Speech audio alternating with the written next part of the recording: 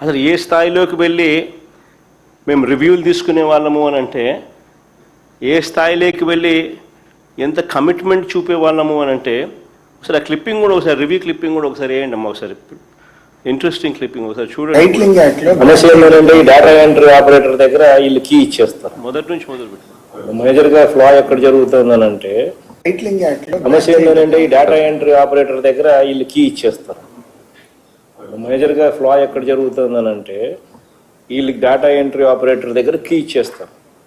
ఆ కీ ఇచ్చేసి వీళ్ళు పట్టించుకోరు. ఈ కీ ఉంది కదా అని చెప్పి స్లో విల్ స్టార్ట్. మనము టైటిలింగ్ యాక్ట్ లో బ్లాక్ చైన్ టెక్నాలజీ అని పెట్టాం sir, which is tamper proof. ఆ టైటిలింగ్ యాక్ట్ కూడా ఒకసారి చదువుకోండి.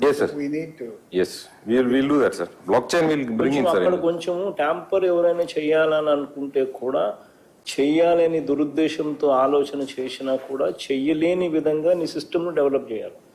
అప్పుడే దీనికి మోర్ మీనింగ్ వస్తుంది.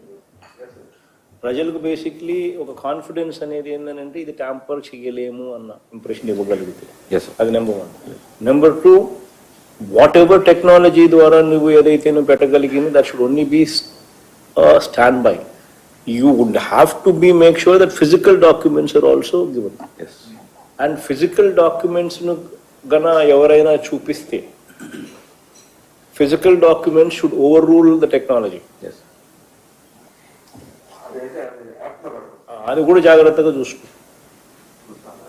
ఎందుకనంటే ఈ టెక్నాలజీలో ఏం చేస్తున్నాడో ఎవరు చేస్తున్నాడో ఏం పెడుతున్నాడో అన్నది ఆ డేటా ఎంట్రీ ఆపరేటర్ చేతుల్లో లైఫ్లే ఉంటాయి, జీవితాలు ఉంటాడు. ఏమో వాడు లంచాలు తీసుకొని రాజీ పడిపోయి కీ పెట్టి చేసేసి టక మార్పులు చేసేస్తారు. అప్పుడు ఫిజికల్ డాక్యుమెంట్ ఉండి లాభం లేకుండా పోతుంది. So there's got to be some kind of physical document అనేది ఏదైతే ఉందో అది భద్రంగా వీళ్ళ దగ్గరే ఉంటుంది. So any updating that you do, physical document also should be updated parallelly. Without updating physical document parallelly, you should not initiate technical updating. Adi kuda equally important.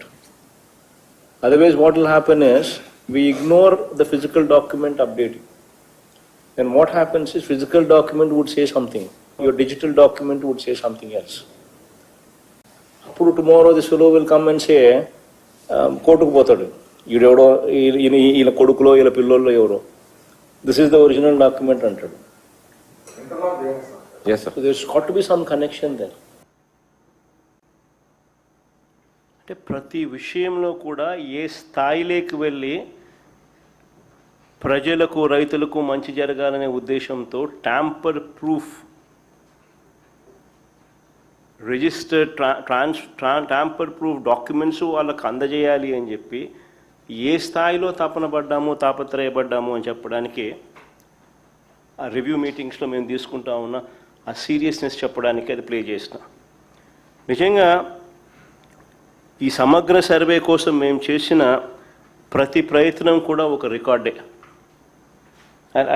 I would use that word రికార్డే. ఎలా అని చెప్తా. ఏకంగా 15,000 గ్రామ సచివాలయాలు,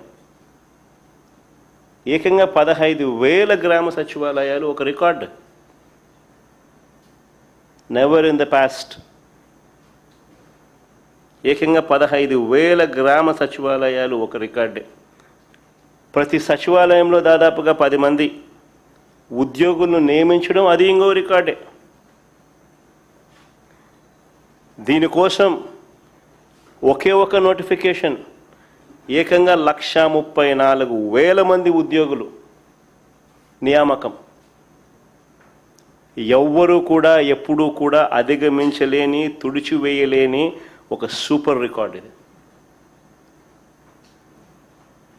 ప్రతి గ్రామంలోనూ ఒక సచివాలయాన్ని పెట్టడమే కాదు, ఆ ప్రతి సచివాలయంలోనూ కూడా ఓ విఆర్ఓ అంటే ఓ రెవెన్యూ అసిస్టెంట్, ఓ revenue officer, ORO revenue officer, వీళ్ళతో పాటు ఒక సర్వేయర్,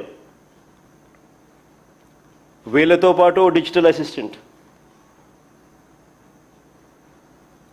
వీళ్ళంతా కూడా ప్రతి సచివాలయంలోనూ 15,000 సచివాలయాలలో ఉండడం. ప్రతి గ్రామంలో దాదాపుగా 40,000 మంది సర్వేయర్లు, రెవెన్యూ ఆఫీసర్, విఆర్ఓలు, రెవెన్యూ ఆఫీసర్లు అండ్ డిజిటల్ అసిస్టెంట్లు, దాదాపుగా 40,000 మంది ఈ కార్యక్రమంలో పాలు పంచుకున్నారు. Never in the history, never in the past ఈ